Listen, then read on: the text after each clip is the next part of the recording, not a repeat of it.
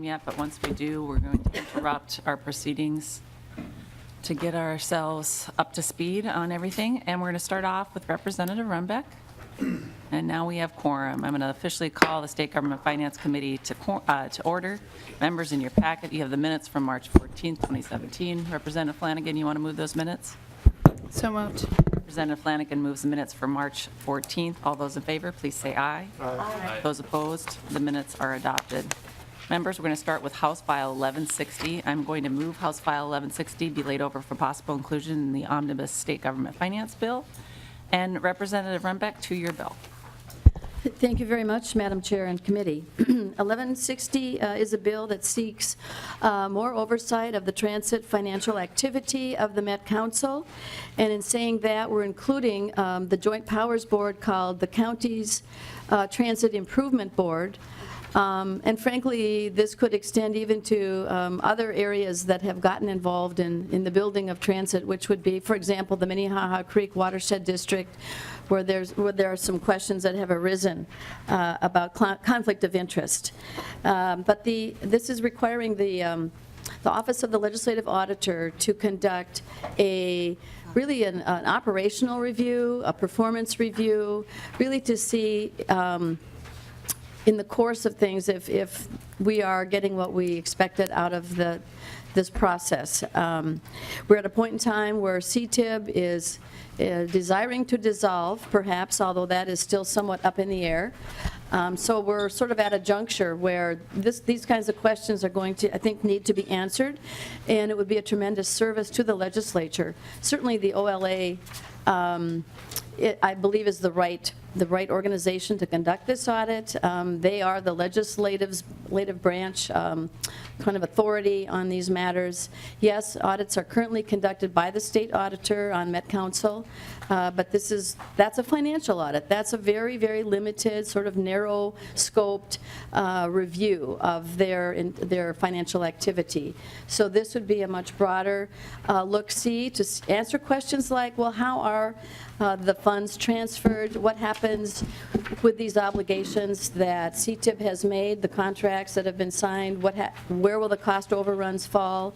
Who will be responsible for those, et cetera, et cetera, et cetera. Currently, CTIB is building two light rail lines simultaneously, so they are very busy trying to reach a point in their construction where it's very hard to go backwards. So it's an important and crucial time, I think, in their history. When CTIB was created in 2008, it was created as really a duplicative entity to the Met Council. They are not overseen by the Met Council. They operate quite autonomously. People I've spoken to say that the meetings aren't recorded, you don't have minutes to the meetings, et cetera. I think there's just a lot of questions that bring to mind the need for this, and that is really what the bill does, Madam Chair. Okay. Do you have any testifiers, Representative Runbeck, or? Well, I've been in consultation with the OLA's office. Okay. They have actually already requested a lot of the data. They feel very, capable of handling this. And they've received many requests over the years to take a look at Met Council, to take a look at CTIB. And in some ways, they perhaps would have done this anyway. So it's within their jurisdiction to say, this would be something we do feel we need to look at. But they, I'm sure, would be willing to speak to the committee. Mr. Nobles, I see you in the audience. Would you care to comment? Welcome to the committee. Thank you, Madam Chair, members. Jim Nobles, Legislative Auditor. Madam Chair, just a brief comment. Just to remind everyone that the jurisdiction and responsibility of the Legislative Auditor and the State Auditor is a matter of state law. It is established by the legislature. You originally made that division of responsibility in 1973 when you gave the State Auditor jurisdiction over local government, the State Auditor jurisdiction over state government. And then over time, you had to decide who had jurisdiction over the metropolitan agencies, because they fell somewhere in between. And so you made that adjustment, as you've made many other adjustments over the years. And currently, the Legislative Auditor has clear audit jurisdiction over the Metropolitan Mosquito Control District, the Metropolitan Airports Commission, what used to be the Metropolitan Sports Facilities Commission. Currently, the State Auditor, as was just mentioned, has jurisdiction over the Metropolitan Council. So again, I guess my basic point to you is, as you have done in the past, you certainly have the prerogative and the constitutional right, I believe, to establish whatever parameters and jurisdictions you want to establish over these various organizations, CTIB, the Metropolitan Council. We think that if that's what you want, then Representative Runbeck's bill is one that you should enact, because I think it would be more clear that we have ongoing underlying jurisdiction to do audits and special reviews over the Metropolitan Council and organizations like CTIB. We have done evaluations of the Metropolitan Council of various other regional metropolitan transit issues, but those were all authorized under the Legislative Audit Commission. So if you want to be able to come to the Legislative Auditor and request a special review, I think you should provide that underlying jurisdiction in state law. So I'd be happy to answer any questions, Madam Chair. Okay, and before we get to questions for you, Mr. Nobles, I would like Ms. Roberts, if you want to go through the fiscal note that we have too. Madam Chair, members, you do have a fiscal note in front of you that was prepared by the Legislative Auditor's Office, and you'll see on the front page, there's a cost of $130,000 in fiscal year 17. But to be clear, I think if you look on page 5 of the fiscal note, which talks about the assumptions that were used, that $130,000 appropriation is intended to be a one-time appropriation that would actually cover 9 reviews over 3 fiscal years, 1 in fiscal year 17, and then 4 quarterly reviews in fiscal year 2018 and 2019. And the OLA is assuming that they would assign the duties of an experienced auditor, and it would take approximately half of that auditor's time. So that is a total annual cost of $57,956, and then it's calculated for those 9 reviews. Okay. All right, thank you, Ms. Roberts. Members, any questions for Mr. Nobles? Representative Johnson? Thank you, Madam Chair. Welcome, Mr. Nobles, to the committee. A couple of questions. Can you address a little bit about whether we're duplicating work being done by the state auditor? How does that work? And I know the public gets confused by the 2 different jobs of Office of Legislative Auditor and the state auditor. Maybe you could say a little bit about the duplication aspect, and then I had a follow-up question. Mr. Nobles? Madam Chair, members, Representative Johnson, I would not intend to duplicate any of the work that the state auditor does. This is the annual financial statement audit that the state auditor audits of the Metropolitan Council. I would not intend to duplicate that work at all. I think the purpose here is to give the legislative auditor that underlying statutory authority again, so that if you or any member of the legislature had some specific concern about a particular activity at the Metropolitan Council, I would be able to respond to that. But I would not in any way want to duplicate what the state auditor already does. This does, in addition to the Metropolitan Council, add this on one time, sort of over several months' time, give us jurisdiction and responsibility to do financial reviews of CTIB, which Representative Runbeck just indicated is in the process of dissolving. And so this would be a one-time responsibility to do financial analysis of that disillusionment. As you know from today's news, there is starting to be some controversy related to the distribution of the money back to the several counties that are members. So I assume if this were to pass, we would be involved in that dispute in terms of financial analysis. Representative Johnson?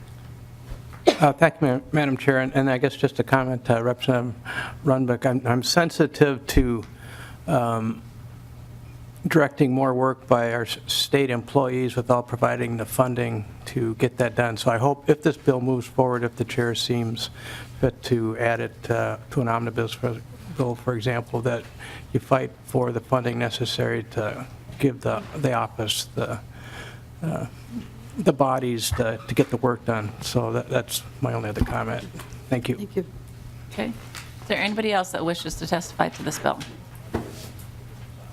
Madam Chair, if I could just respond briefly to the point about an Mr. Noble. appropriation. We did not ask for additional money or positions to take on any additional work related to the Metropolitan Council. As I said, we don't intend to duplicate, and I think it will be on a special review basis. And we have responsibility to prioritize our work all the time. We have jurisdiction over 160 different organizations. We don't audit them every year. So we would apply to this new responsibility the same that we do for all the other responsibility. We would use our strategy and prioritization process to be responsive to legislative concerns. Okay. Madam Auditor?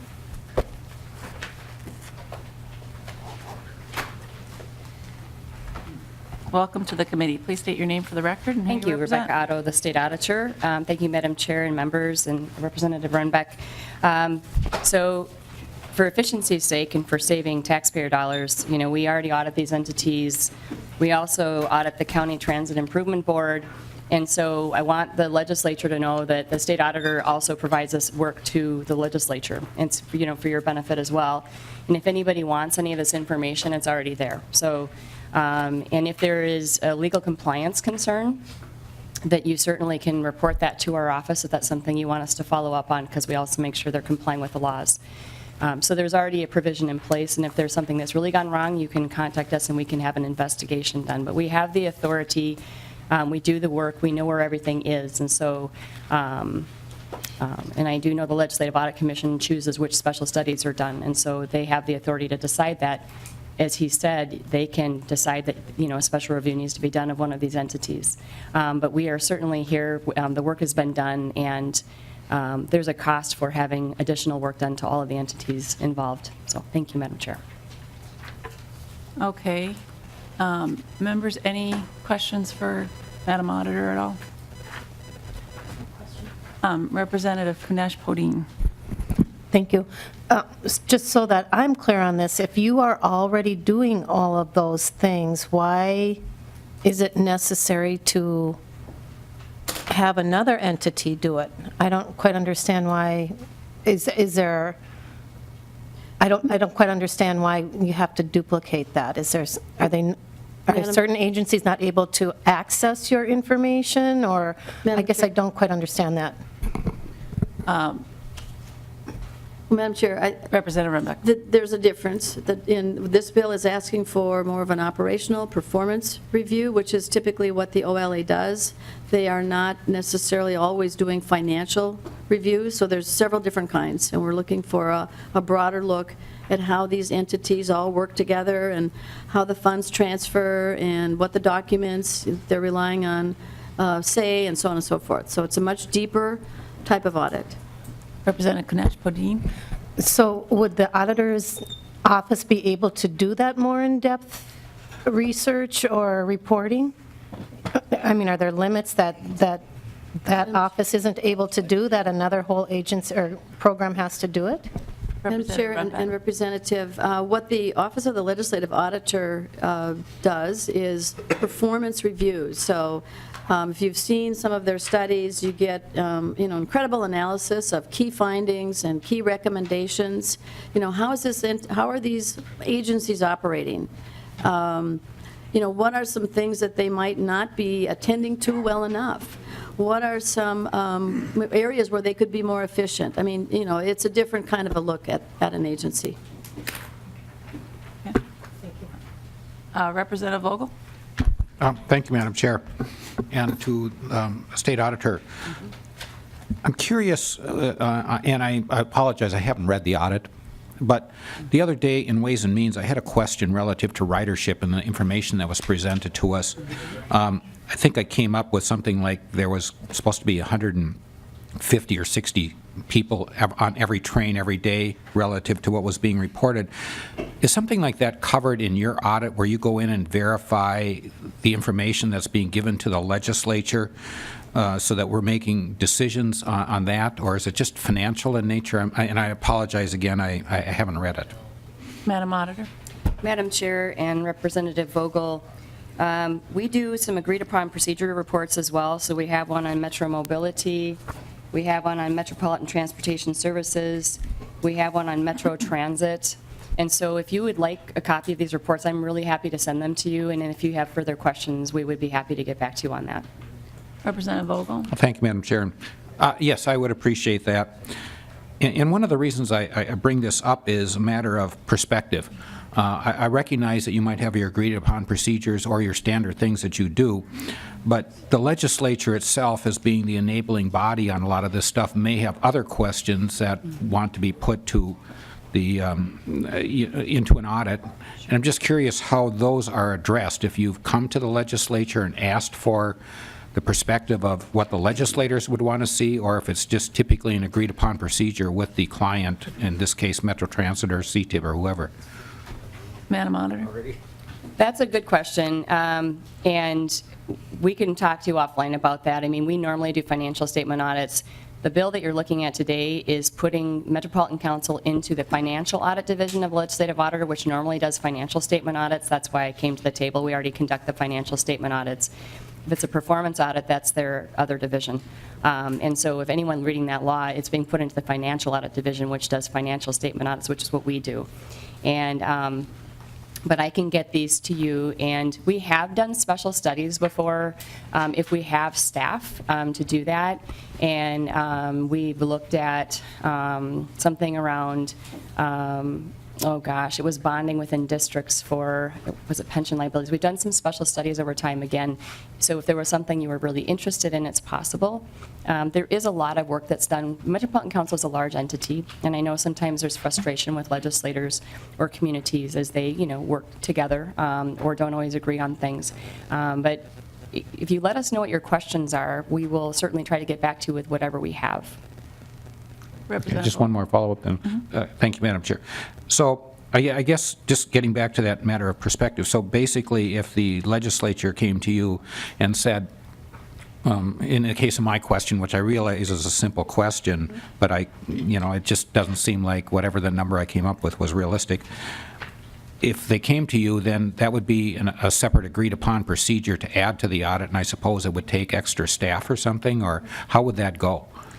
Madam Auditor? Madam Chair, Representative Vogel, probably not an agreed-upon procedures engagement. That's a limited engagement agreed upon with the entity, and sometimes it's reviewing federal programs or what their internal controls are. But again, if you want to get back to me on exactly what your questions are, I'm certainly happy to see if we have information for you. Okay, thank you. Representative Vogel? Representative Nash?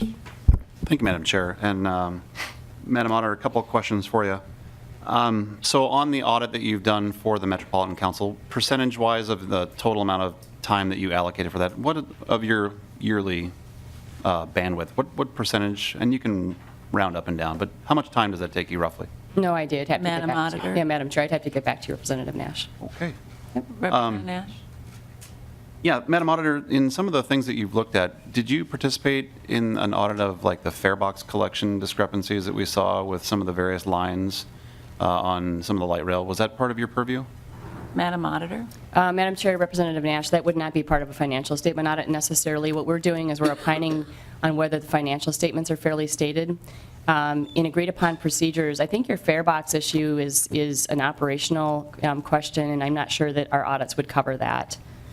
Representative Nash? Yeah, and then lastly, Madam Auditor, this is we've talked about this a lot, and would you agree that the legislature has the purview to change directions on things because we created the various offices and have enabled the various offices, but that we have the ability to do so? Madam Auditor? Madam Chair, Representative Nash, I was a state legislator as well, so normally this is a budget year, so you'll review appropriations and make decisions around that, and taxation, you're in the House. You make decisions on policy, Senate does the same thing, and then the governor decides. Representative Nash? Well, and thank you, Madam Chair, and I'll just infer that you agree that we do have the purview to change things as we see fit. So thank you. Madam Auditor, on the piece of the legislation, it talks about the financial solvency of anticipated transit projects. So is that part of your financial review as well? Or do you comment on the actual fiscal, financial solvency of these transit projects going into the future at all? Madam Chair? Sorry, I'm used to you giving me Yep. permission to. You know, the state gets, rating agencies look at the state and their fiscal activities and whether they're being responsible, and so it can impact our bond ratings. Entities or local governments across the state are responsible, governing bodies are responsible for, to the taxpayers and to have good fiscal management. And if they don't, their bond ratings can be knocked down as well. So there are other entities out there that are looking at that. So if we were to try to go in and micromanage every single entity, it would not be a good use of time. Minnesota generally trusts local elected officials in terms of doing their jobs. Metropolitan Council happens to be appointees by the governor, and so it flows back up to the governor. He's elected, and if people aren't happy, they can unelect him. But if you're looking at financial solvency, I can provide you with the financial statement audit if you'd like to look at that and all these other documents. And I think there might be something in here as well in terms of their activities. But what the financial statements are in government with government accounting is it's the reason why it exists, and there's government auditing standards, is that the people need to know what their government has committed to, and that's what the financial statements are. Unfortunately, they tend to be very complicated now. They've gotten so complicated, a lot of people don't understand them that well. But that's what these are for. There's transparency. The auditors opine on the financial statements to say that they're fairly stated. And so that's exactly what this is, although I don't know that a lot of people go into them anymore because they are complicated. Oh, well, Madam Auditor, I think what I'm hearing you say is that no, that you believe that others, the Met Council themselves, are looking at the solvency, but you in your auditing performing duties, that's not something that you provide review. And if you want to get back to me, that's fine too, if that gives you better solvency. Madam Chair, there is a finding that auditors can provide in an audit that's called going concern. And a going concern finding normally is not a good thing. It means there may be major issues, and I do not know that the Metropolitan Council has received a going concern finding. Well, I'm guessing that you probably haven't reviewed this, given that there is a lot of change that's happening on this area in particular. There is a question of what's going to happen to CTIB. So I'm going to go out on a limb and say that you probably haven't done this. If you want to get back to me on it, that's fine. Representative Runbeck. And Madam Chair, I mean, I think it's worth noting that the date of the last audit that's available for us to review is December 31st, 2015. And so I think that you've made the point too, that there's very complex activity going on right now, and there needs to be a more timely information. Okay. Madam Chair? Madam Auditor. So that's for calendar year 15. It's a calendar 15-year audit that was issued October 17, 2016. Okay. Thank you, Madam Auditor. Mr. Shetton, you're up next. Welcome to the committee. Please state your name for the record and who you represent. Great. Thank you, Madam Chair and members. My name is Judd Shetton. I'm the Government Affairs Director for the Met Council. And I just wanted to clarify a couple things related to some questions that were asked earlier. One of them, I believe. And I'm going to just pause you for a second. If there's anybody else that wishes to testify on this bill, if you can bring yourself forward. So we're ready to rock and roll. Mr. Shetton. Great. Thank you, Madam Chair. There was a question about the farebox audit, and that audit was done not by the state auditor or the legislative auditor. That was done by the Met Council. We did that ourselves to see where we were as far as our farebox recovery, so that was our own audit. There were a few other questions about whether or not the state auditor or legislative auditor would be looking at different functions of the council. What I just wanted to share with the committee is that the legislature currently has a commission called the Legislative Commission on Metropolitan Governance that has 14 members from the metro area, 4 in the majority in the House, 4 in the minority in the House, or 3 in the minority, and the same in the Senate. And what they do is look at the overall work, budget, capital, and operating budgets of the council. So some of the information that is being discussed here that isn't necessarily part of a financial audit that the state auditor would do or the legislative auditor would do, what we have currently is this legislative commission that's in place today that the council is prepared to have these conversations with that group with. So I just wanted to clarify that there already is that ability to engage with the council on any of these questions that you may have. So that may be a better road to go, because the way we see the bill as it stands is we do see that there is a lot of redundancy between what Representative Runbeck's bill does and what the state auditor currently does. So if you have any questions, I'd be happy to answer those for you, but I just wanted to clarify some of the questions that came up, and I apologize for not signing up earlier, but thanks for giving me the opportunity to speak. Sure, and Mr. Shetland, it would be safe to say that if the legislature directed the Legislative Audit Commission to come and review the Met Council on this area in particular, would you be opposed to that? Madam Chair and members, we work with the legislature however the legislature wants to come forward and talk to us. The normal way that we do this is what was mentioned earlier, is that the Audit Commission will bring forward a program to do that. We did that with the report on transit governance back in 2010 and 2011.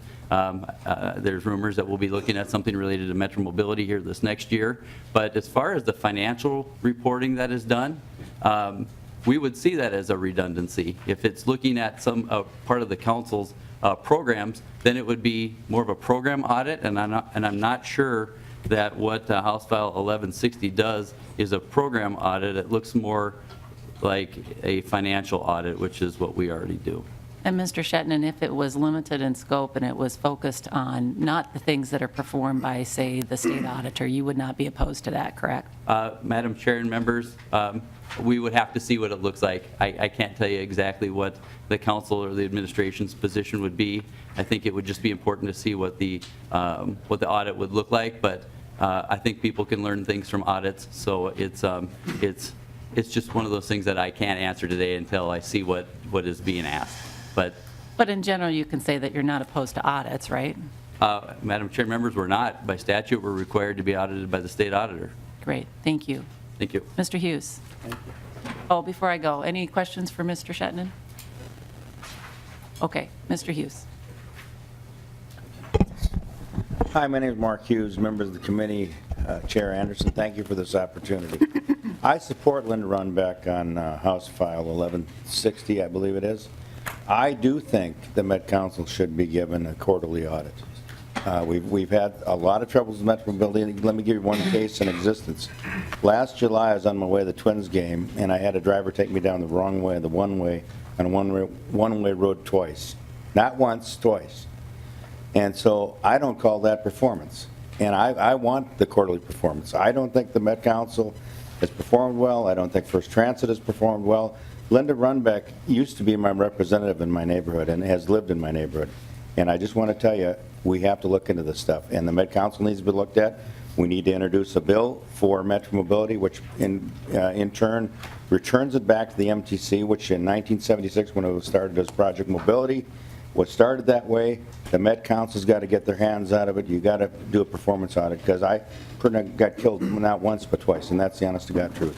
Thanks for this time. Thank you, Mr. Hughes. Any questions for Mr. Hughes? All right, and before we get to you, Mr. Nobles, is there anybody else that wishes to testify on this bill? All right, Mr. Nobles, so are you going to be doing, are you going to be doing a redundant audit? Madam Chair, I just want to say again and clarify that we would have no intention of duplicating the financial statement audit that is already done or doing any other financial statement audit. I would just point out that the Legislative Auditor has jurisdiction for many organizations, including many metropolitan organizations, and we do not do their financial statement audits. We allow those organizations to hire a CPA firm, frankly, because we do not see a lot of value to the legislature in these reports. As the state auditor said, they're very complicated. They do not present information that is readily accessible either to the public or legislators. And I would also point out that under the statute that is referenced by Representative Runbeck's provision, it does not call for us to do a financial statement audit.